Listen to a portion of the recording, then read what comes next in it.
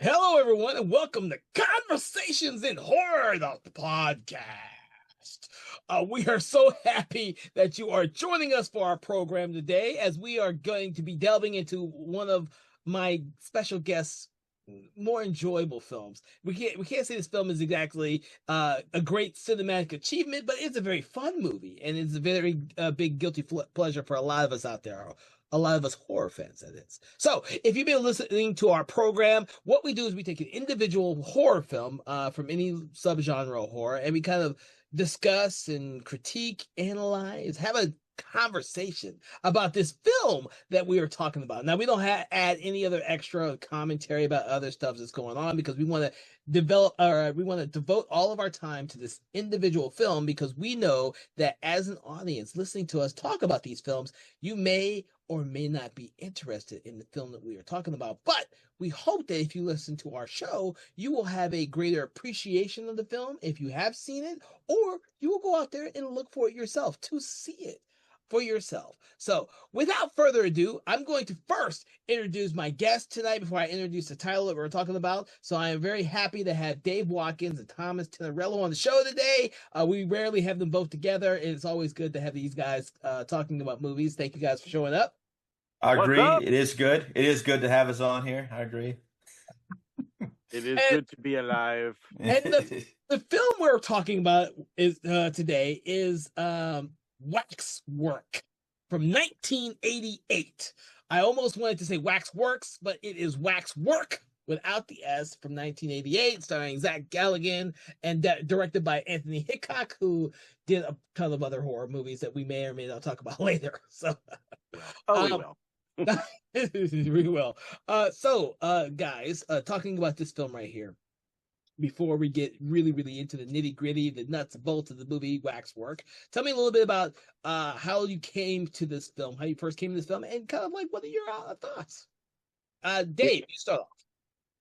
I saw this first on USA Up All Night when I was yeah, probably a teenager, and it was I'd seen Gremlins, and I was a fan of Gremlins already, and I thought it was pretty cool to see Zach Galligan in a horror film, and so I don't know, I really dug the whole experience, and it had we talked about this a little bit before. It did have commercials, and it was edited, so when you see the unedited version, you see some additional stuff in it that's a little bit better.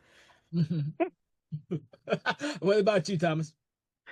Well, Dave, sort of similar to you. I did first get exposed to this movie, question mark, on a horror cable show. But for me, of course, it was the You went mute, Tom. How the heck did that happen? I swiped something wrong. So yeah, we'll edit that out later. So I first got exposed to this movie thanks to Dr. Paul Bearer, Creature Features, on St. Petersburg's local access station. He was our local horror host, dressed up like a mortician and sang songs like "Poisoning Pigeons in the Park" on his harpsichord. And this was one of the movies that was just dumped on us in the late 90s. And and I saw, of course, like Dave, I saw a cut for time, censored version, and yet I stuck around and watched mostly the whole thing. But I realized as I was rewatching it how much of it I either did not remember or just was not privy to, because I think maybe when I was a kid I would watch this on a bright Saturday afternoon and probably wander off and go play with my He-Man figures in the middle of the movie and then come back for the end. I think that's probably what ended up happening. So I didn't really get a full appreciation of it until today. Like, I literally just finished watching it on Tubi like no more than 40 minutes ago. So my reactions are fresh. So raw, you might say. Well, my experience is going to be much different than you guys, because I actually saw this when it came out, when it first came out. My parents rented this movie because I loved the poster for this movie. I saw the poster, cool. I saw the trailer. I wanted to see this movie, and I couldn't wait till it came out on video. I actually had this poster for a while up in my bedroom, because back in the day when there were video rental stores that only had VHS cassettes in them, they used to give away the posters. When Blockbuster didn't like dominate the whole industry, the mom and pop's place would just give you posters away because they had too many to give away. And so I had this poster in my room for years. Yeah. I had the poster of Jason Goes to Hell. I got it similarly. So I'd seen as grown up, because this movie came out when I was roughly about 12 years old. So I saw this when I was about 12, maybe 13 years old, and it had a lot of monsters in it. And as you all know, as everyone on this program knows, I'm a big monster kid. So I love this movie because it had like all the great it had mummies in it, werewolves, zombies. Dude, this movie had everything in it. I love this movie. There's 18 monsters in the film, plus the villains.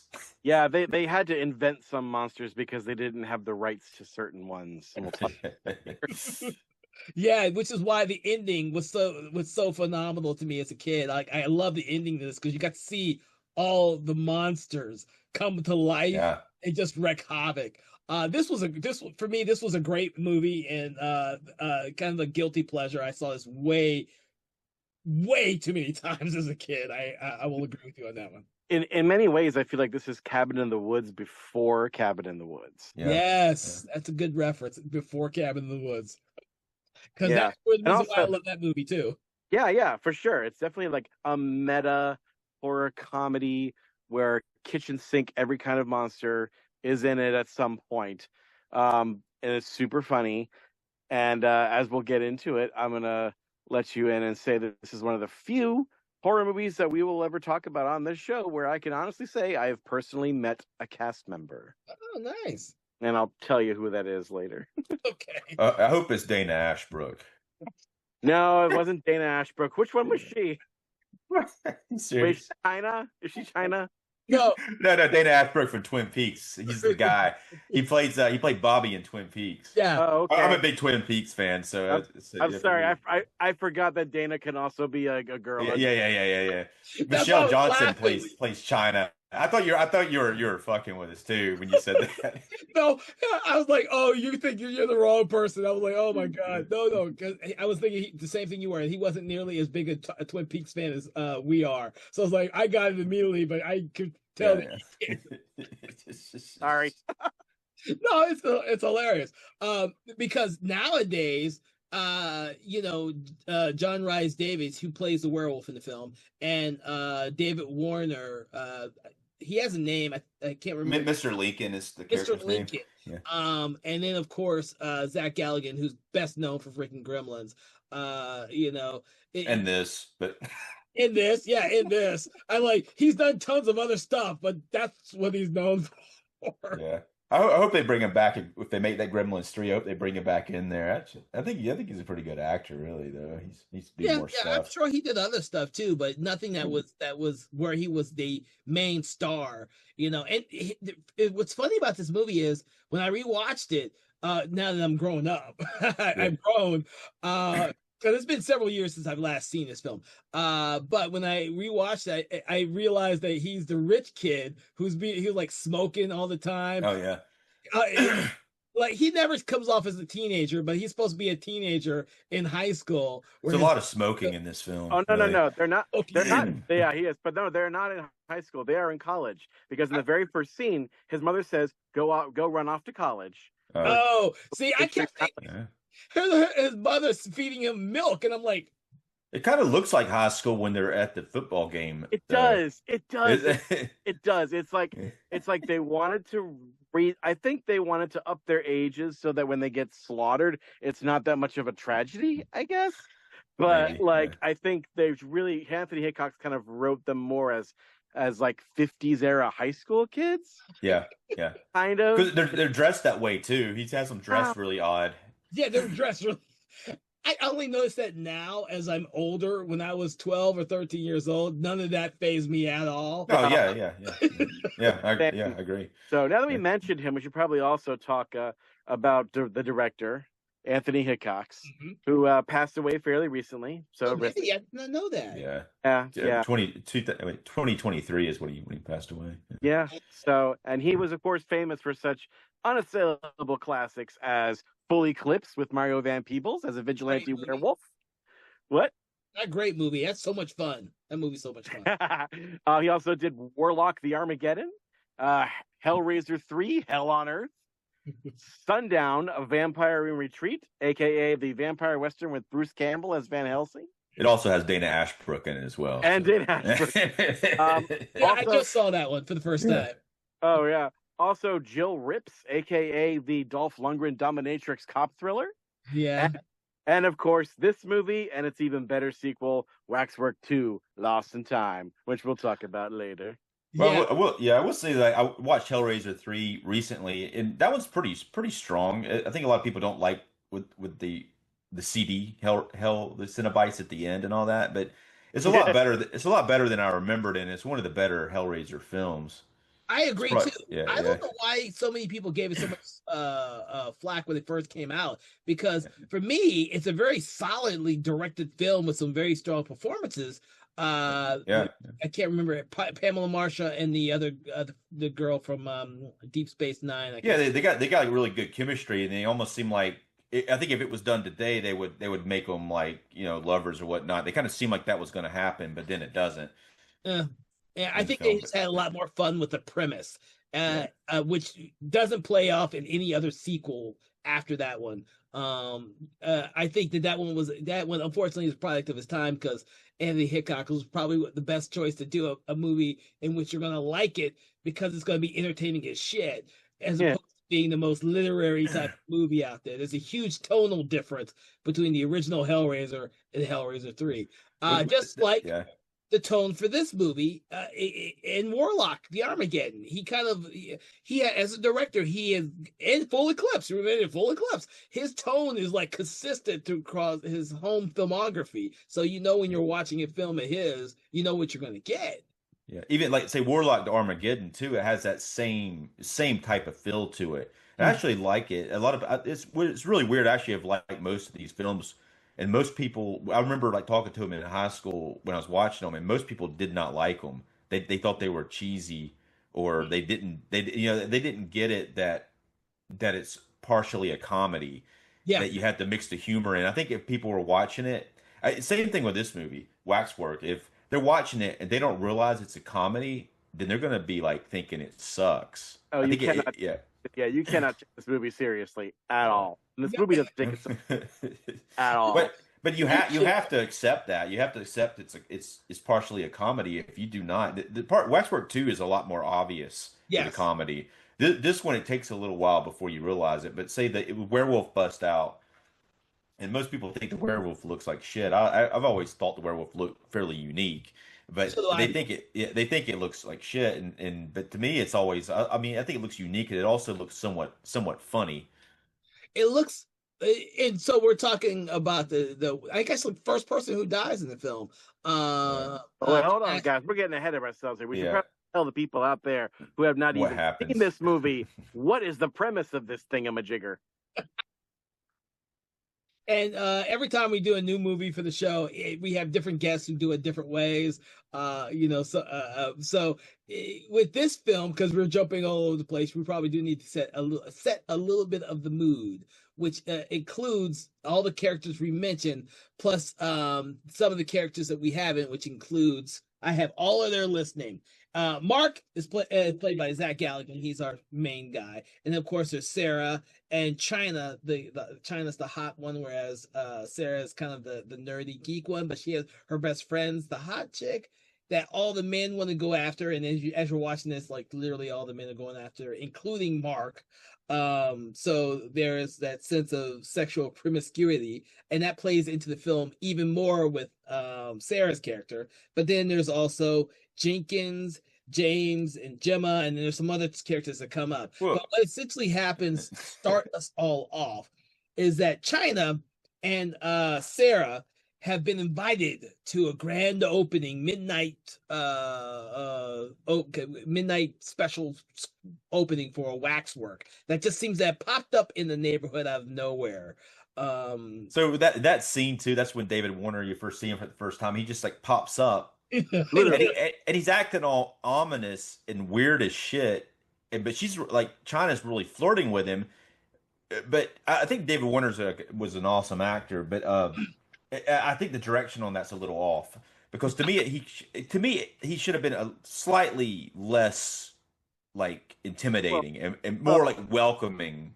Right. Well, I think that some of the really rough ends with this movie, which were very clear to me when I read the rewatch, I think you can chalk that up to the fact that this was Mr. Hickok's first movie, his first feature film. This is it. This is where it all began. So this is where you make all your mistakes, is then this. And yeah, it's tonally kind of all over the place. It's pacing all over the place. The second act is kind of drags sometimes, and the dialogue is there's some great lines though, but most of the non-funny stuff, it just doesn't really work. But a lot of that also has to do with the fact that A, it's his first movie, and B, he wrote the script in 3 days. Well, it tells, because if you notice, because I noticed this when I was younger, because I've also seen this movie a billion times, is that there is a lot of plot elements from Fright Night also contained within the framework of this film. You know, because you have our main character who goes to the police and isn't believed by anyone. And I think the police kind of believe him though, because not at first. No, he doesn't. He has this weird little flashback that because he sees all the characters in the Waxwork Museum, then he goes back to his office and says, "There's something not right. These people look familiar." But it's not as big of a pushback though, because when he first comes in there and talks to him, the cop right away says, "You know what? There's like all these people who have been disappearing. I'm open to looking into this. Let's go look at it." And they go and look. And then he goes in there and he senses something's off, but then, like you said, but he doesn't get as big of a pushback as a lot of other films in this. He certainly doesn't get as big of a pushback as he got in Gremlins, when they just blew him off and got drunk. Yeah. But this film belongs to that venerable sub genre of waxwork horror movies. The other ones, of course, being Terror at the Waxwork. Terror at the Waxwork Museum back in the 20s, both versions of House of Wax, and also the Paris Hilton version. And then, Wax Mask, and that's about, maybe Tourist Trap counts too, I guess, as a killer waxwork movie. And then, of course, one of the best episodes of Alfred Hitchcock Presents is a episode where a man gets locked in a waxwork at night, and one of the wax dummies of a killer seemingly comes to life, and it's very, very scary. For some reason, people have always been creeped out by life-size wax dummies staring. Yeah, but this movie isn't quite that. This movie is a little different in that it's not really a killer waxwork movie until the very end, because up until then, it's really more of like a hellish version of Quantum Leap, because they like you said, China and her friends, including Zach Galligan's character Mark, and Sarah, they're all invited to go see this weird waxwork by David Warner, who is not present at the grand opening. There's just this little dwarf guy who's hilarious, and whenever he bows, there's a little sound effect like, and then there's a big tall lurch guy. Yeah. And they just kind of invite them in, and when they spread out kind of silently amongst the displays, some of them get entranced to look closer at the waxwork. And then one guy, just like, I guess the goofball of the group, he's not really a jock. I don't even remember what his thing was really. But he wears like really high white socks. So that's Dana Ashbrook's character, Tony. Oh, okay. Well, I'm guessing nowadays you would call him the stoner of the group or whatever, because he's always speaking. But like, he loses his lighter in the waxwork. And by the way, I love the little detail that when his lighter flicks out, you can hear a little electric zap. Mm-hmm. And then when he goes in, he gets sucked into like a blue portal that has the same electric sound. And once he's inside, he's literally inside the world that the wax diorama displays. So in his case, he's stuck in the woods and he sees a cabin, and inside that cabin is a werewolf, or at least a man who's about to turn into a werewolf, played by none other than John Rhys Davies. Gimli himself is like, It's too late for me. Get out of here. And he Yeah. becomes a werewolf. And so, but all the time, Yeah, like, he's probably in it all of like 30 seconds before oh that yeah. happens. It's crazy. And this happens for like almost every single kid at one point. And then you could almost see this as being like structured like a short film, because I mean, really, it seems after a while that wow, this is going to be a short movie. All these kids are going to all was there 2, 4, 5 of them? I think they're all. Where there's six. four, where there's 6 to begin with, and 2 of them get scared and leave. Yeah, That's And then, right. yeah, but there's really like then so 2 of them. 2 of them go into them, and then they get killed. But then Yeah, the but other once 2 you leave. right, but once you die in the waxwork dimension, you become a wax dummy in our present day in the real world. Mm-hmm. So that's what's kind of cool about it. And also like the ways some of them, the way that they die is kind of ironic. Like the werewolf kid, kind of, he doesn't get eaten by the werewolf, he gets shot by the werewolf hunter after he gets bitten by the werewolf and starts becoming a werewolf. So something that's real interesting when they go into these worlds is that if they like later on, this is more because as a viewer, you're thinking, what happens if they turn around and try to go back out the way that they came in? And the second is, what if they don't accept it as reality? But if they accept it as reality, and the longer they're in there, it's almost like a drug. They start to become the character that they are that they're being portrayed as. And they're always their wardrobe and their hair and everything changes, and suddenly they are this character. And if they feed into the delusion, the more they feed into it, then they get killed. But if they reject it, then they might not. Mm-hmm. Yeah, that's something that kind of like, but I don't think they're fully consistent with that. There's really no like, I mean, like everybody starts thinking this is a dream, or the first guy, the stoner guy, thinks he's under hypnosis. Yeah, and then Well, he gives like 6 different reasons. He's really like trying to rationalize it. And he gives like 6 different possible things that he could be.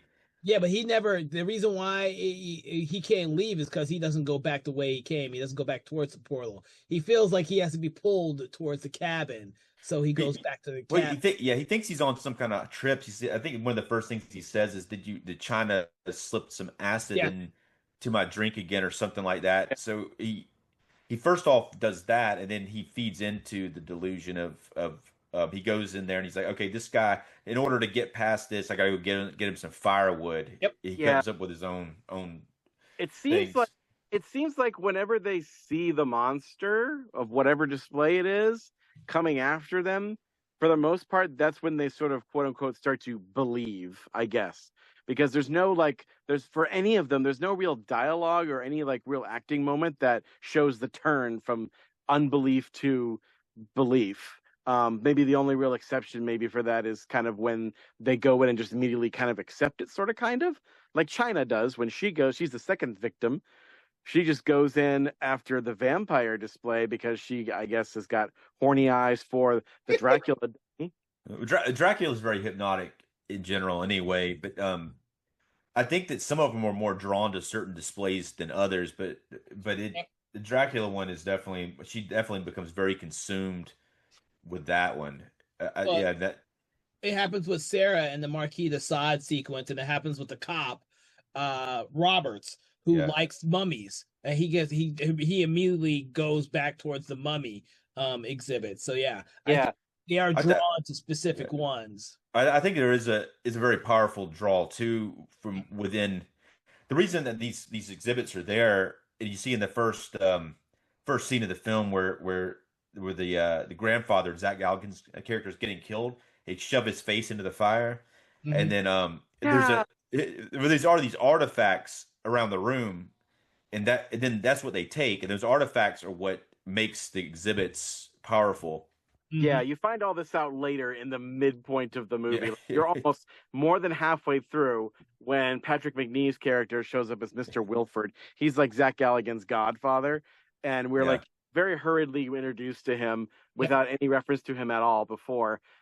He just info dumps on these kids and tells them exactly what's what. But we'll get to him when we get to him. I almost feel like these displays and the way these characters get into it almost gives the movie an anthology feel. Yeah. And I kind of like that about it. It makes it feel almost as if you're watching a different movie each time. and like a little short film. Sometimes they're a little too short. Like I kind of wish the Mummy one had gone on a little bit longer. I kind of wish the black and white zombie one had gone on a little bit longer. But yeah, That was really short. That was Really, the only long one is the Dracula one. yeah, the vampire one. Yeah, That one is yeah. that one. I think we should talk like hunker down a little bit into it because that one is probably the most accomplished of all the segments. It's also I think does the most interesting things with the vampire because in this version the vampires are more like cannibals than vampires. Yeah. And they also like change the lore a little bit to where it's like literally there's a character, we'll get into it, but like the character's fiance, quote unquote, in this reality tells her literally straight up, this is how you kill a vampire. You have to either stake it through the heart or cut its head off or he says crucifix. He's wrong because really you can just Peter Cushing it with any two objects. She uses she does it too, yeah. And puts it. It's just put it to their head, and they'll just explode. Yeah. Which, by the way, I would think, well, I guess do that all the time because yeah. Well, I think that Dracula is a lot more powerful than the other ones. The other ones are he's got that stare. He catches her eye, and it's all over. Yeah. Yeah, literally. It's also like the single bloodiest of all of the segments, and it was actually cut by the MPAA. In fact, if you watch this, if you have the Region 2 Blu-ray of it, or DVD, you'll see the movie with better picture quality and widescreen, but you will see a very cut to pieces version of the vampire sequence. There's so much more blood spray and gore that's in the original version, which is the one you get on the Region 1 disc. If you so I've got the Vestron Collector's Edition one. That's what I have too. Does it have two versions on it? No, I think it just has the one, if I'm not mistaken. But I thought it was pretty gory. The Region 1 is actually in 4:3, and it's less video quality, it's less picture quality, but it does have more gore in it. Yeah. And there's also like different editing to it, and I think that's probably and if you go on Tubi, that's the version that's on there. So the Vestron Video one just has the widescreen version. Yeah. Oh, bummer. Not really. It's gory. I may have all this stuff in there. If you've seen Return of the Living Dead 3 on the Vestron Collector's Edition, like it's got like a lot more shit in there than normally. It's crazy. I think they probably were able to get the scenes for it because it seemed pretty gory to me when I was watching it. Yeah, same here. I was about to comment on that. Like when they kill people and characters and monsters in there, it's pretty freaking gory. They don't shy away from that at all in this movie. The werewolf part's pretty gory too. Like when that one dude gets killed that tries to distract the werewolf and he like busts his head off. It's Well, I remember seeing like what reminded me of this is that when I saw there's a channel on YouTube called Good Bad Movies or Good Bad Flicks, and Good Bad Flicks did a side by side of the two versions and showed you what was missing. So it could be more to it than we think. But, maybe they've changed, or who knows? Maybe Vestron went back into the vault and found the original negative and fixed it. I don't know. It'd be great if they did. I hope so. I would hope that Vestron Video has very high quality standards that way. Well, sometimes when that happens though, when they do a TV edit, they can't really duplicate it because of the 4:9 aspect of it without, if they've lost the original elements. I've seen that happen sometimes. They can't get those TV scenes back in there without either getting the the SD version that you're talking about, which is they're gonna have to crop it in. It's gonna look really bad and it's gonna be jarring. Yeah, I've seen a version of Halloween 2 that's like that, where where you can tell if you don't know the scenes that weren't originally conceived for the movie that they added for the TV version, and then you see a version that wasn't the TV version, but they tried to make I forget what the upgrade I saw was, and you could tell the quality is different because I think what they tried to do was to make the original TV version footage fit the aspect ratio of the original Halloween 2 movie, and it's like, this doesn't look good. Yeah. I don't know why they do that. As like, just who gives a shit about the TV version? You add scenes that didn't need to be there, or you rearrange scenes that didn't need to be rearranged. Fuck it, we don't care about TV version. Well, I mean, unless you were like one of those kids, maybe the TV version was the first one you saw, and that's like your Halloween. I think on that Scream Factory's collector's edition, they've got both versions. I think that's how it needs to be. You need to be able to have both versions. Yeah. That makes it more. I guess you've got basically makes it a more complete set of movies when you have all the different cuts of it. Yeah, I like to be a completist about. Yeah. But with this movie, we're going back to the vampire sequence. I have a funny story because she goes in there and she has dinner with the vampire family. Yeah. And they eat this bowl of what they say is raw meat. And she's like, and then he's like, we can, and to his credit, this is the nicest Dracula I've ever seen. He's like, if you don't approve, we can have something. And she's like, oh no, it's fine. I haven't had steak tartare in a long time. And he pauses, is like, oh yes, steak tartare. Yeah. That sequence is hilarious. It is. Yeah. It's so smartly written and funny. Yeah. It's one of the highlights, and the way that she slowly eats it. Yeah. And the sloshy noise, the mouth noises these vampires make as they eat the steak. When she goes to like eat it, she takes a bite, and all the other ones all of a sudden go like they go like dive into the bowls, and then the main Dracula like hits his hand on the table or something, and they're all like, "Oh, okay, we better." Oh, that's wait. Because he's a stickler for manners. Yeah. He refuses to let them eat until his guest has had the first bite. But yeah, so the funny story though is from my childhood was like, I don't know how we got into this, but my Uncle Kenny and I started talking, and like for some reason like I may have mentioned this movie to him, or maybe it was playing at the time, and he was like, oh yeah, that was hilarious. And he talked about the steak tartare. He thought that was the funniest thing ever. And what's funny is like my Uncle Kenny is like it was a 50-something conservative Christian Jewish man who loved this movie, which it's totally out of character for him. Like he wouldn't let his kids watch Scooby-Doo, but he loved Waxwork. Probably saw it on USA Up All Night or something, I guess. Probably, I don't know, but I just thought it was delightful that I could connect with my uncle that way through this movie. Yeah, that is awesome. So like fast forward through, like she's walking through the hallways to get to her bedroom, and by the way, like these sets look huge. I don't know where they found them in such a small budget. Yeah. They look gigantic. But like the young vampire Stefan tries to bite her, and that's when she figures out, oh, these guys are freaking vampires, I better run. But I think there was a missed opportunity for comedy there, because his fangs like go for her neck, and instead he goes and bites a marble bust of a woman. You hear it clink. Yeah. And I'm like, oh, they should have had a chipped vampire tooth. Like that would have been the funniest thing ever, but no, they didn't do it. Probably because apparently in real life that actor had broken the bridge that keeps the two teeth together inside his mouth, so he had to use chewing gum to keep them inside his gums. Yeah, it was real low budget. But we go from there to my favorite set in this whole movie, which is the white tile human slaughterhouse. Yeah, but it looks so good.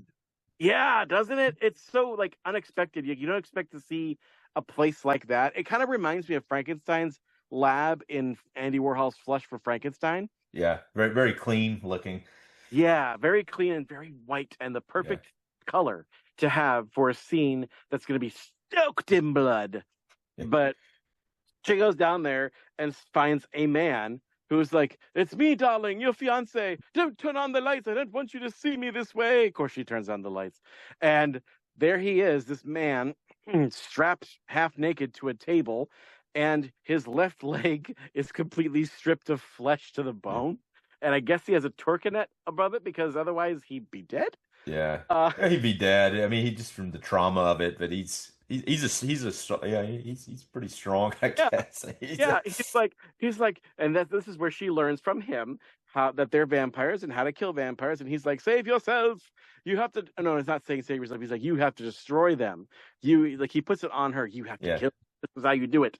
And then bam comes the vampire brides, and she stakes. Oh no, wait. Stefan comes in first. Then she crucifixes his head, and he explodes. Yeah, it's awesome. First bit of explosion blood there. But that something you missed something though that's where the steak tartare comes from. Is the guy's leg. Yeah, They actually come in and eat off of his leg too. When the guy comes in there. Yeah, I was wondering about that, and then that little beat confirmed it. I was like, oh, that means she was committing cannibalism without even eating her husband's leg. Her fiance. Yeah, that's wild. Which is, again, this is why, like I said, this does something with vampires that we don't normally do, because we have this very kind of elevated, elegant, kind of the Victorian sort of ideal of what vampires are, but then you contrast that with this like grueling, gruesome kind of human slaughterhouse version of it, and it's really unique. There's not that many other takes of this that I can remember that do that. So it's hugely bloody. She ends up dispatching almost all of them. There's this one funny scene where she stakes one of the lady vampires in the heart, throws her against the wine wall, and the wine bottles come through her. Yeah. And then the champagne bottles pop and spray China all over her face and neck with shampoo, or sorry, champagne. Champagne. Yeah. It's so very visually amazing the way that Hitchcock put all this stuff together, because he could have just done a regular vampire film or vampire segment, but none of the segments in this film are what you would typically associate each of their genre stuff. So yeah, he kind of goes full Raimi with this segment. I think it's very Gonzo, very Sam Raimi. Yeah. I think he says on the director's commentary, originally they had this segment first and then the werewolf segment second. And I think they made a really good choice in flipping them like they did. Oh yes, no. Agreed. Yeah.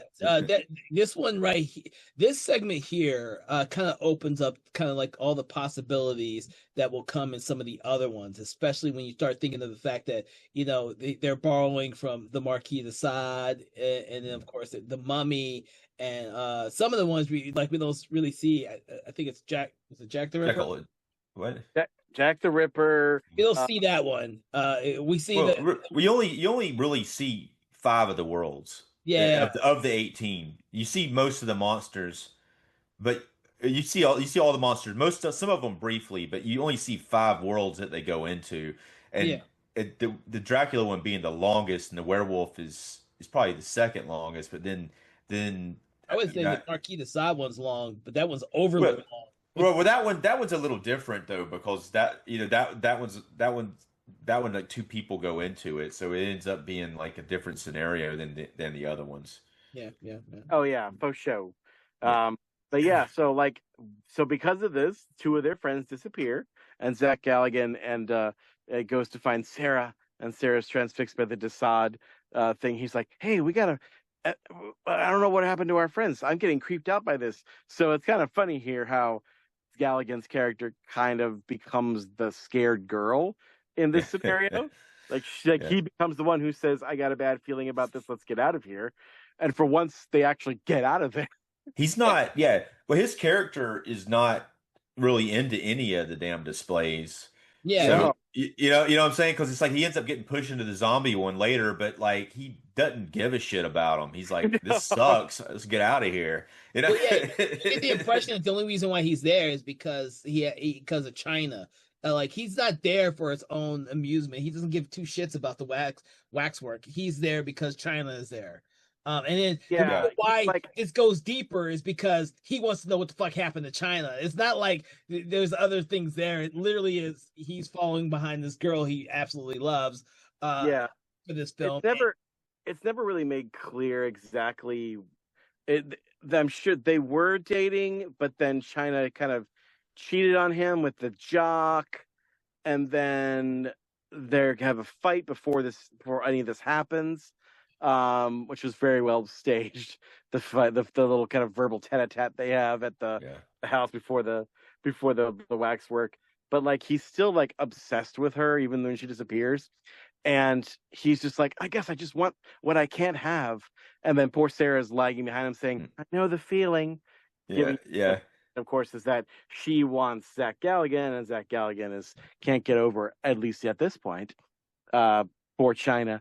And that's kind of what leads us into the whole middle act of this movie, which kind of meanders a little bit until we get to Sir Wilfrid. There is like we mentioned before, there is like a little segment where he tries to get the cops to investigate.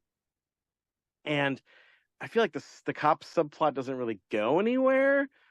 Because the cop goes to the Waxwork and David Warner tries to kill him and unsuccessfully. And but then the cop goes back to the Waxwork, and this I do remember vividly from my childhood because I thought it was so weird and creepy and gross. Because he goes in and looks at the newly formed China's wax figure, and he cuts out a piece of the wax cheek, thinking maybe there's a dead body underneath that, a la, House of Wax. Yeah. Nope, yeah. there isn't. What's down there is a layer of muscle and sinew, also made of wax. Yeah. Which is pretty wild. And then he basically carves out a little piece of it and then takes it as a sample, but he never does anything with it. He doesn't. He's not able to do anything with it because he doesn't get out of there. Yeah. He gets out of there, but then he comes back, and when he comes back, gun drawn, leaving his partner in the car, that's when he goes and has his little encounter with the mummy. When he goes in there and gets the cheekbone, though, that's when he goes into the mummy cage when he's leaving. He doesn't get out of the wax museum before as he's going out, he still is transfixed with that mummy exhibit, and then he ends up going into the mummy exhibit. But he comes there twice, but then the second time he comes in there, like, he doesn't get out when he gets the evidence. He doesn't actually get out with the evidence. Yeah, because then that forces his partner to come in because he hasn't come back, and unfortunately, his partner, he just gets his neck snapped by Lurch. It's a pretty hilarious scene, though. He's like, "Why the hell did you kill him?" And then he starts like crying and shit. Yeah, because we need victims, and that's where we realize how many victims they need, how many's left. All this leads up to plot points that are very important to the plot, because then we realize exactly why they need them and all that stuff later when we meet the Wilfrid character, who explains a lot. It does. Before we get on to that, though, Kevin, I think we should talk about the mummy sequence, because I know you're a mummy aficionado, and I figured you'd enjoy talking about this sequence in depth. No, well, we don't have to really. It's not really that in depth. By the time the police Roberts gets thrown in there, the archaeologist, so-called the father figure, and then of course there's the little girl, the daughter / woman who doesn't do anything other than stand there. They're trying to uncover the casket. Yeah. There's a guy in there, like an assistant. Assistant who's like he starts praying and stuff. He gets a pretty good death scene. Great, because he's more or less the local guy who's like, I believe in all the curses and stuff like that. Because once they open the casket and the older archaeologist pulls out the scroll and starts reading it, the mummy comes alive, and the local guy starts wanting to pray and stuff. The mummy's cool, because he's not because of what they did with the face on this mummy. Yeah, it looks good. Not look like he is like a decimated carcass like the one inside the casket. He looks like there's some like facial features to this mummy. He has some body build to him, and he's going around, and he ain't walking. Everyone gets trapped in there, because once they read the scroll, the door closes in on them, and there's no way for them to get out. But the mummy's alive, and he kills the assistant first. I believe he smashes his head in. Yeah. He's like praying on the ground. He comes and steps on his head and just like smushes it into the floor. Freaking disgusting. That set looks really good, though. It does look good, even though it's a small set. It looks really good. Yeah. And then, of course, he goes after the old archaeologist, who then impales the mummy with one of the weapons left behind. But then he gets impaled by it himself, because that doesn't affect the mummy at all. The mummy just gives him a big hug and pretty much. And then, of course, the girl is just sitting there, not doing nothing. I was like, wow. I mean, It was the 80s. But it's funny. Yeah. Because but if you look at like the scene with China though, she does fight the vampires. So they know that the women can fight, but this one's intentional. For sure, for sure. Make no mistake, ladies and gentlemen, this movie does not like completely like fridge women. I mean, there are strong women in this movie. Make no mistake, it happens. But one thing I do want to point out is my favorite thing about this whole sequence, aside from what you mentioned, that yes, it's a different take on the mummy, and I love what they do, how juicy he is. But I didn't notice it until I rewatched it. But like the moment he enters the tomb, the music that is playing, it's Swan Lake. Right. It is. Yeah. And which Universal hounds out there know, Swan Lake is the opening theme to the original Boris Karloff, The Mummy. Yep. Isn't that great? They're a great little nod to some film history there. It makes that scene so much better too when that song comes on. It makes the whole thing feel like a lot different. Yeah. Although me personally, I prefer to unite that movie with that song with Dracula. To me, whenever there's Swan Lake, I think Dracula, but that's just me. Yeah, they definitely reused it in The Mummy. It was They totally did. Yeah. So then we go to Mr. Wilfred's. Not yet, because I got to mention the rest of the story, because this is different than the other ones. In that, once the mummy picks up the young lady and throws her in the casket with the corpse, which his arms come willingly to take the woman with him, the cop Roberts gets put in the casket with them, so they're both trapped, and the mummy just covers the casket up. And then it's the end. This one, he does not die. He dies because I think he's going to like eventually not have any food or suffocate or whatever. Well, there's also a snake in there with them, so I think the snake is probably gonna gonna do them in. Yeah, but I think it might have taken them a little bit longer to die than some of the other ones. Some people, depending on which one they go into, die immediately. With this one, seemed like it was gonna, since they had more time because there wasn't anybody in there to stop anything, so they had more time to kill him. Also, Watkins, not to we almost until the very end of this movie, we don't actually see what happens in the real world while this process of spectral time murder is happening. But at the end, jumping ahead briefly, when David Warner Lincoln throws two random people. So this other random couple to finally get his last two victims, we actually see them go in, and we see that the process is from our end is pretty instant. Like, boom, there is a new figure in the wax. Yeah, that could just be for like time purposes for the film, and they are random, but they're friends from earlier on in the movie that ran off. James and Gemma. Mm-hmm. I like that concept. They should have been there the very first time, but since they escaped, they ended up back there anyways. I like that. Why did they come back after they ran off the first time? Like I said, remember, guys, this movie was written in 3 days. But yeah, it's cool to bring the people back. But at the same time, it's like, why though? Especially like after freaking out the first time. But yeah, you're right. It doesn't make sense. A lot happens in between the days, and who knows what Mark and Sarah told those two when that whole scene where Mark is trying to figure out what happened to China and what happened to Tony. Well, I think they gave him even more reason not to want to come back. Because they said they're gone. They disappeared. We went to the Waxwork and they disappeared. Yeah.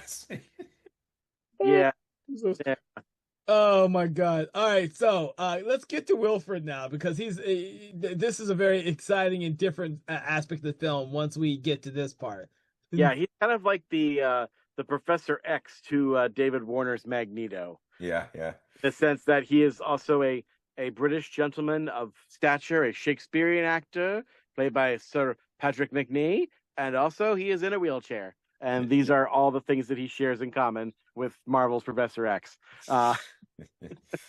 He played. He was in the Avengers show. He played like the main character on that. Yeah.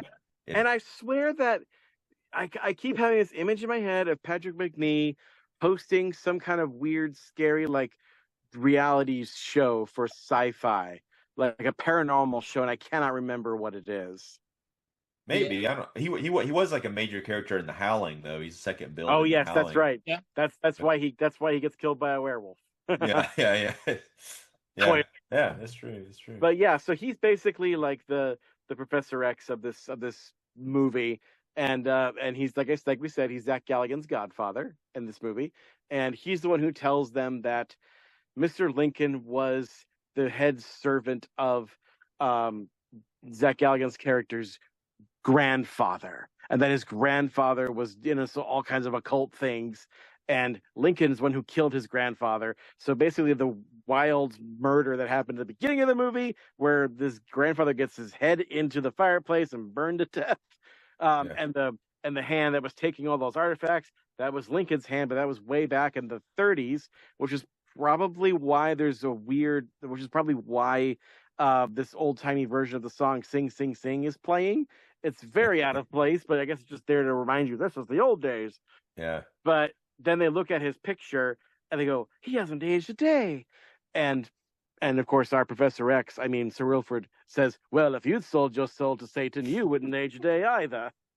Yeah. And he explains that Lincoln is basically like a warlock who is planning to tip the scales in evil's favor by resurrecting through voodoo magic, or at least a deeply ignorant and problematic Western understanding of voodoo magic, making wax effigies of all the most evil men throughout history.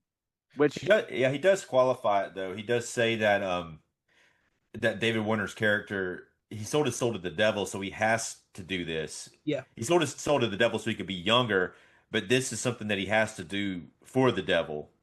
So he doesn't necessarily, I guess, want to do it, but he has to do it. Well, later on, Zach Galligan, when they had their climactic battle, quote unquote, at the end, he asks him, "Why are you doing this?" Basically, now he doesn't use the words, right. But Warner's explanation is just, basically, and what he says is, "Why do you want to end the world?" And he's like, "Somebody has to." Yeah. I think, though, if you're caught up in this, if you've sold your soul to the devil, and the devil wants you to do something, you're either going to fight it or you're going to go with it, And at this point, it's just you can't fight it, so it's go with it, just get more into it. I got the impression that he's just bored with the world, so he wants to just end it. Apparently, he's using voodoo, and a thing about, and also kind of another Western idea about voodoo, which actually we've seen before in Skeleton Key, is this idea that you need a believing victim. In other words, if you believe in the magic, then you believe in the voodoo, then it can hurt you. If you don't believe in it, it can't hurt you. So that's what Sir Wilford tells them, and that's how Zach Galligan has to learn how to apply that to himself, and that's how he's able to, run away, get out of the wax display of the black and white Night of the Living Dead zombies. And then also, of course, save Sarah from the orgasmic whip of the Marquis de Sade. Which is actually quite funny because they come across the Marquis de Sade's book up in the attic right before they actually on the Wilford. I was like, because I don't think I ever really noticed that till now when I'm older, when I know who the Marquis de Sade is. I guarantee at 12 years old, I didn't know who the Marquis de Sade was. So honestly, Kevin, I think at 12 years old, you probably knew more about the Marquis de Sade than Anthony Wilcox did, because this is a very, very, very, very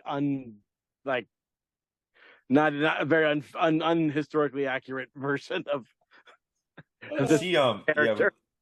The Sarah character is drawn to the Marquise de Sade, and it's she's like a kind of like you were saying before, nerd or a shy girl who well, she's the virgin. She's the virgin as well, and she pines for Mark's character, who goes for the rich kid who goes for the hot chicks, which she is not in theory. So she pines for him, and so what gets her jollies off? Being tortured on purpose by another man, a dominatrix type man. It's funny because when 12 years old, I didn't know what half this shit was. But when I'm older now, because I haven't seen the movie in probably about 10 years now.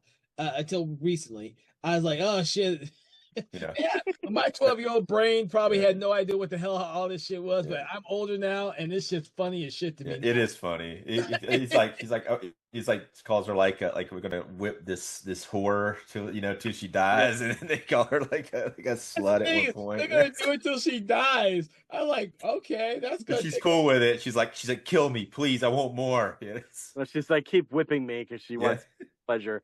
But I do think it's fun. It's nice that like when Zach Galligan points the gun at him and proves that he doesn't believe in it and that it's not real, then that allows her to see through the illusion, the illusion of this kind of relationship, this toxic relationship, and that's when she's able to break free from that and embrace true love. I think though, like I was saying before, I think there's a very powerful supernatural pull that happens here that's different than just her wanting to be whipped or wanting to have that sexual repression, because I think that she's so like caught up in the character and believing that she really is there, that until it's proved that it's not, then at that point she decides to go with him. Yeah, well, same with the China character in Dracula. They both have this, and this is where these sequences are probably the shining sequences in regards to the characters, because there are two different types of characters. There's the one female character who's very strong, who wants a strong man to complement her. That's how I see them. That's why she's able to kill vampires until she gets to the main vampire. And then there's Sarah's character, who's very submissive and who wants that same type of strong male figure, but is willing to sacrifice her own self for it. I think that China, though, I don't think she necessarily wants a strong man. I don't necessarily think that's the case. I think she just wants this weird idea of romance. She has an idealized idea of romance, even when she's talking about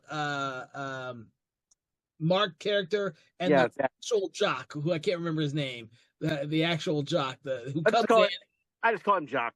Yeah, his name's John. His character's name's Jonathan. But yeah, he's a football guy. Yeah, the football guy. Who obviously she had sex with because they're flaunting it at school in front of Mark. Yeah. Both show. But at the same time, though, she does have kind of an arc, because in the end, during the big battles we'll get into in a minute, like Zach Galligan gets to sword fight the Marquis de Sade, and it's kind of pathetic, right? But because de Sade keeps getting the sword away from him and then giving it back to him. You know what they really needed, though, I think would have worked with this film, is earlier on if they would have had a scene with him already fencing, like maybe that was some rich thing that he did, And he's a rich, he's a rich kid. He's a rich snooty. He's not snooty, but his parents are. Yeah, they surely would have had him take fencing lessons. I mean, come on. That would have been cool if he had him fencing with Jenkins like earlier on. Like the butler. Yeah, that would have been kind of cool. Yeah, yes, Jenkins the butler. Yes, Jenkins the butler, who makes a reappearance here. But anyway, like he's dueling the Marquis de Sade. It's pathetic. And then the de Sade's got him dead to rights. And then all of a sudden, boom, de Sade's got an axe in his back. And who threw it? Sarah. Sarah threw the axe right in that bastard's back. Yeah. No, I mean that's you're right. I mean, she has she has one of the greatest arcs in the film itself. I'm sure she has great arches too. Because of where her story started and where she ends up by the end of the film. Yeah, but that too though kind of tells you that it's different in the real world than it is when they're in those exhibit worlds, when they go into the exhibits, because there's a supernatural pull there that's not present when they're in the real world, where she's able to just throw an axe and kill him instead of being like drawn to him. Right. Yeah. Because ladies and gentlemen, so as to explain what happens there is that David Warner's Lincoln actually succeeds in completing the ritual. He gets two more people to go through. One goes through the de Sade display, and one goes through the zombie display. Which, by the way, like, what object did he take from a real life zombie apocalypse that makes that display work? I don't know. That's kind of weird to think about what kind of world this movie is set in. But anyway, but there's some other ones. There's like the friggin' pod people one, and then the alien shit. The alien one's kind of weird too. there's a six-eyed alien in this movie. Yeah. But anyway, Yeah. once he completes the ritual, lightning happens, and all of a sudden, bam! They all come alive. One detail with the zombie thing, he does cut off one of the zombies' hands and then stabs it into the gate that comes later. Yes, thank you, Watkins, for mentioning.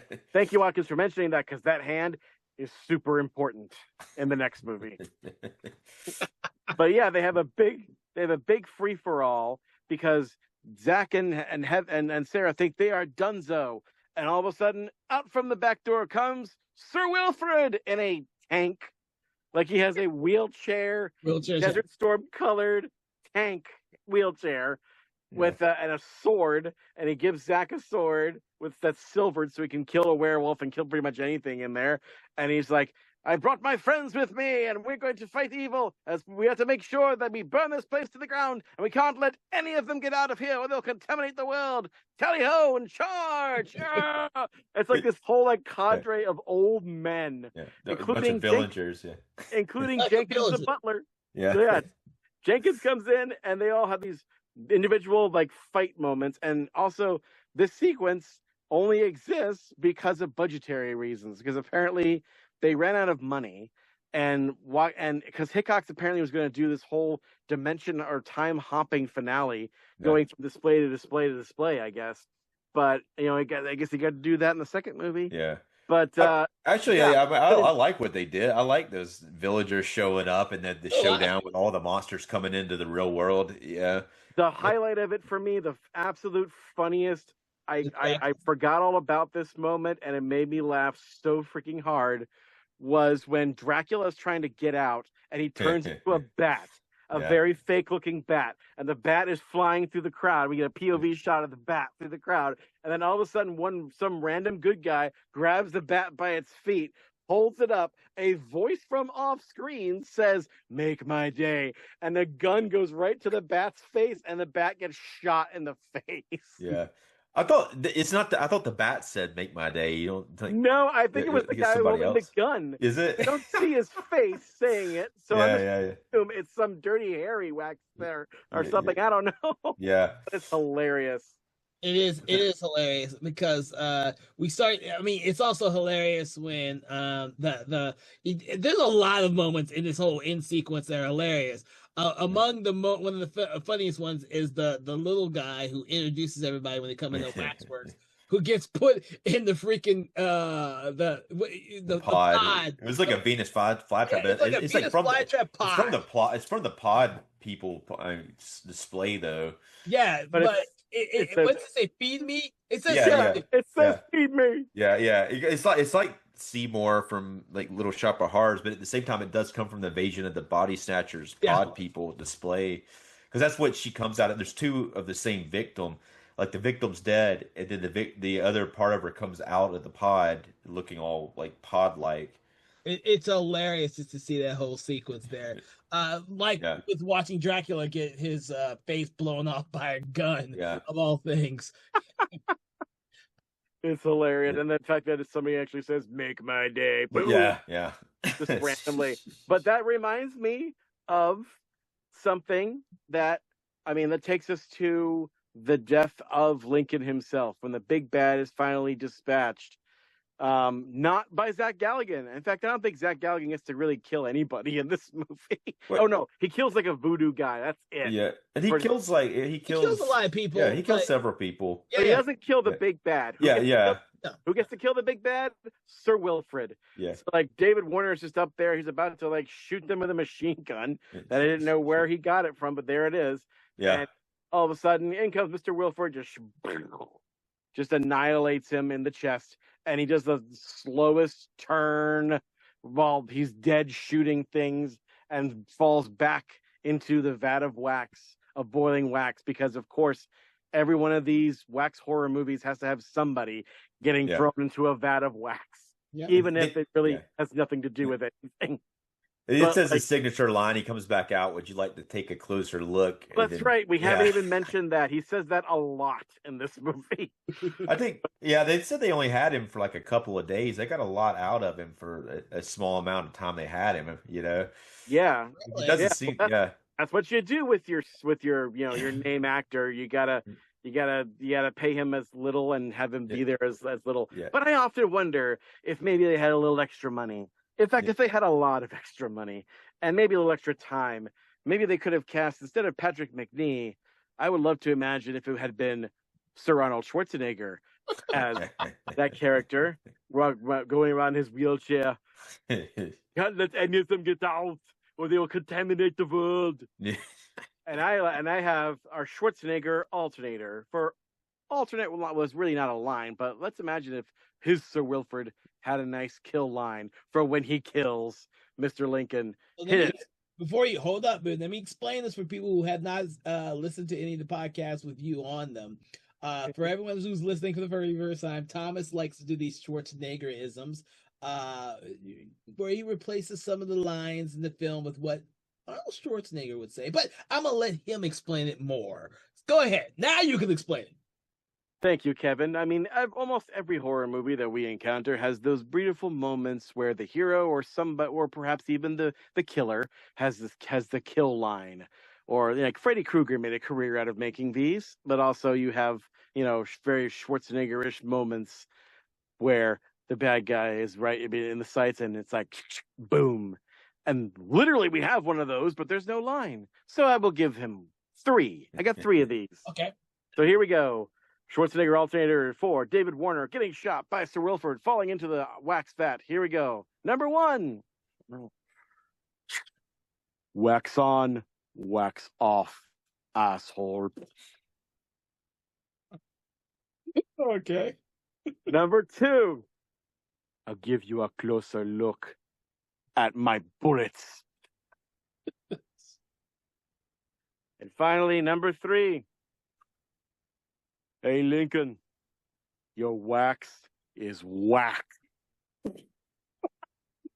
I think he actually says something to the extent of like, get out of here, save yourself, or something like that. He does that when the fire is raging in the background after he's killed Lincoln and he can't get out. He says that, and then of course the werewolf shows up and freaking kills him, which is just beautiful magic. Yeah, because he fucking takes his whole head off. Yeah, that's like, it's such a, like, it sucks that he gets killed, but it's like the way that the werewolf comes up and just takes his whole head off. It's like, what? Oh, don't worry, ladies. Yeah, the thing is, this movie, gentlemen, he's back in the second movie in a form. Yeah, he has like a video in the second one or something.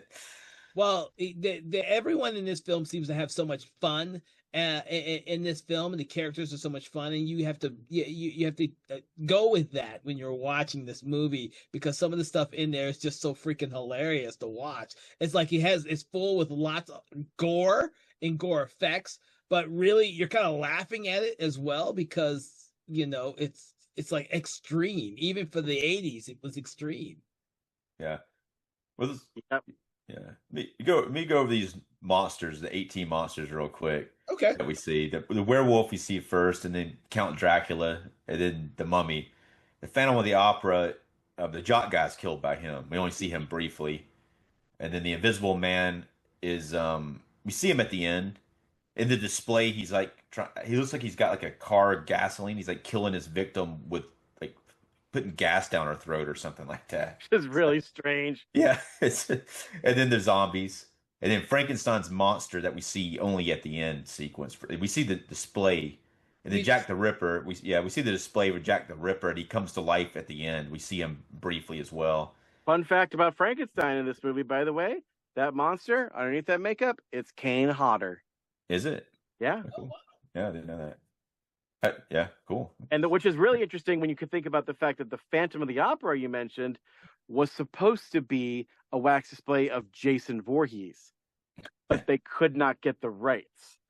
So, like, imagine all the dialogue that they have in that when they're talking about, is that the mask from the Phantom? Yeah. The mask from the Voorhees murders? Wow. Then Warner's like, they made a movie about that? Yes, and that was hilarious. That is one of the most hilarious. That is one of the most hilarious moments that Warner has when he's like, "Would you like a closer look?" Boom, throws him in, and he turns to the camera basically and says, "They'll make a movie about anything these days." Right. Yeah, that's I mean that yeah, I think you kind of needed the Phantom of the Opera though because all these are like classic monsters, but at the same time it would have been really cool to see Jason. It would have made more sense for some of that dialogue.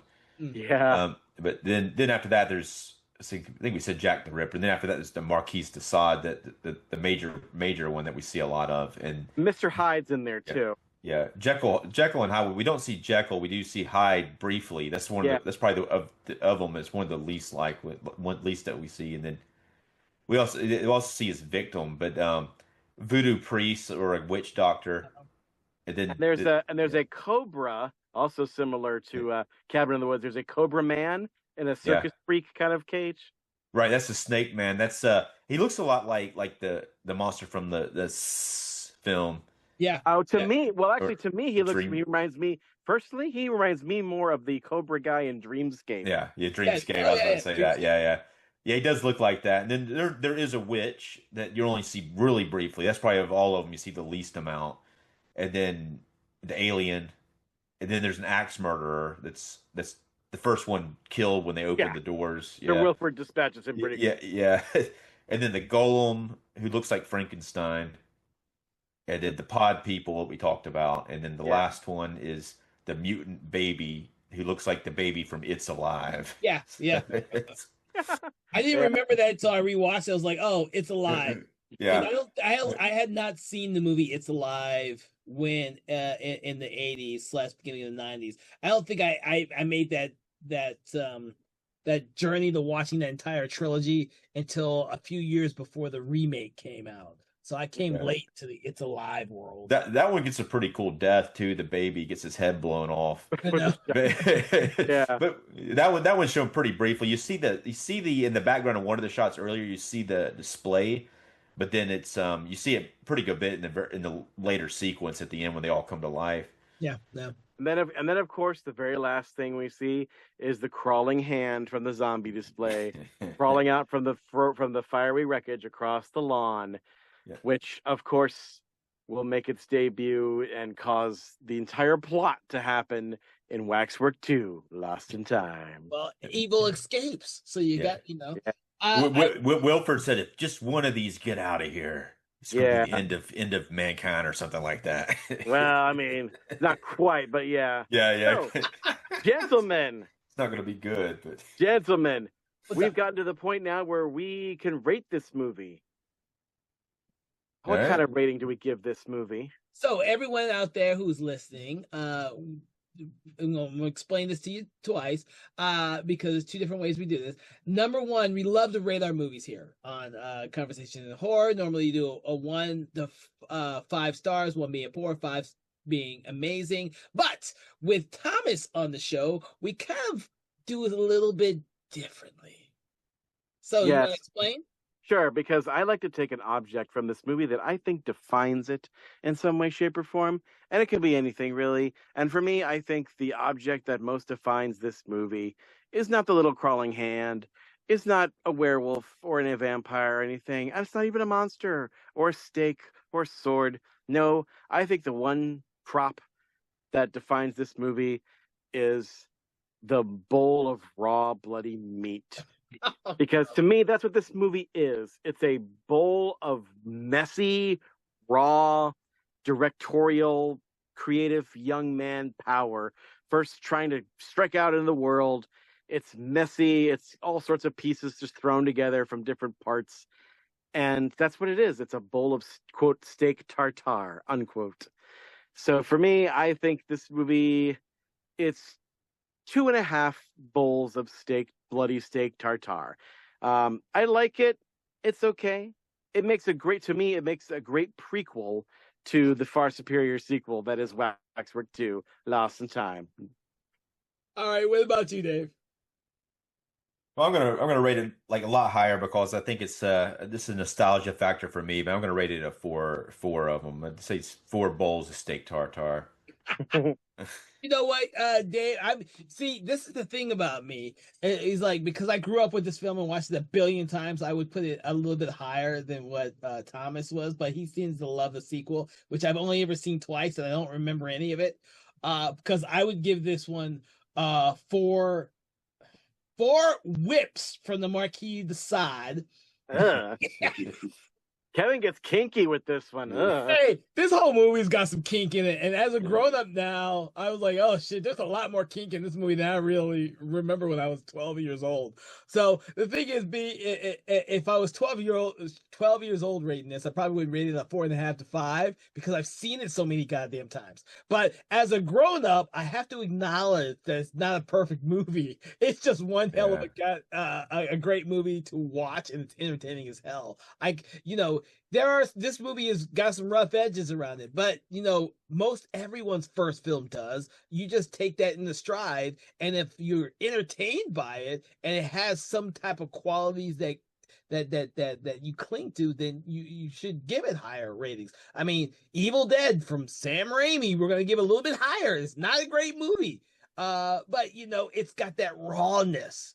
That rawness just makes it so good, and that's why I give this one, 4 whips from the Marquis de Sade. Yeah, I mean, I do agree it is a bad movie as well, but I think that it's just there's a lot to like in it too. I think it's very creative as far as the way that they handle the displays, but there's definitely a lot of like say rough around the edges sort of thing going on. Well, yeah, I mean that, and I've come to expect that with a lot of first time filmmakers. But the thing is, there is not a slow moment in this film where you don't, as an audience person, you're not having fun. The actors are all enjoying this fucking movie. They're all enjoying. You see it on their faces. They're just relishing this movie. They're one-liners and everything. They're just eating it up. Well, speaking of actors, that might as well finally pay off what I set up earlier. I mean, it's not that huge of a build-up. I mean, it's just I have met Zach Galligan.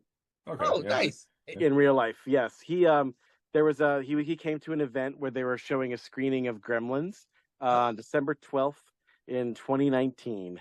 Nice. And neither of us had any idea how bad our lives would get in the next year. But that moment, it was just a marvelous time where we showed the movie, and then he sat and did a Q&A and told so many fun stories. And I got to talk with him for a little bit, and what we said, I'll say it in the next installment when we do Waxwork 2. All right, so anything else you guys want to say about the original Waxwork from 1988? I think I'm good, man. Okay. It's fun. It's fun. Y'all should watch it. Yeah. So you're gonna hate it. You're gonna be like, this movie sucks, but that's what most people think. It's gonna be weird because if you grew up watching these type of movies in the late 80s and early 90s, you'd have a different perspective on this movie than someone who just watching it for the very first time now. I do believe that audience members just watching it now for the first time will think it's campy and it's not good and all that other type of stuff. But in the late 80s, early 90s, this is a film that went theatrical. It was like one of those bigger films that you would never see at a theater nowadays. You would never see this movie at the theater. These type of films that are lower budget took more risk because it's still like one of the few films where a Waxwork movie. It's a Waxwork movie, for crying out loud, and they do a lot of different stuff in this movie that you are not accustomed to seeing in a Waxwork film. So I think there's a lot going for it, not just nostalgia factor, which is where most of my love for this movie comes from, but I think there's a lot of qualities in this film that will, if you could take the leap of horror faith, you will enjoy this movie. Now, that being said, from Thomas's perspective, he loves the second one, and I don't remember the second one at all because I've only ever seen it twice. So it's gonna be fun. It's gonna be fun rewatching it. I don't know why I've never seen the second one that many times. The first one I literally watched all the time as a kid.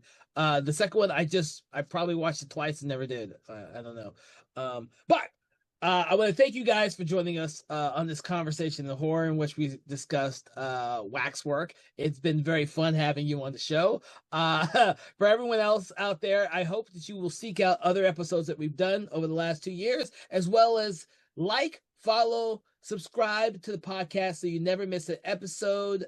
Regular episodes are every Wednesday at 8 a.m. Our specially themed month episodes usually come out on Mondays at 8 a.m. But you should subscribe because we will be doing Waxwork 2 sometime in the near future. So with that, I want to thank you for joining us for Conversations in Horror. And we will see you at the next display. Good night. Would you like a closer look? Conversations in Horror is a Broken Lighthouse Pictures production, written, produced, and directed by Kevin L. Powers, executive producer Kelly A. Inoka. All contents and material from this episode of Conversations in Horror is copyright 2025 Broken Lighthouse Pictures.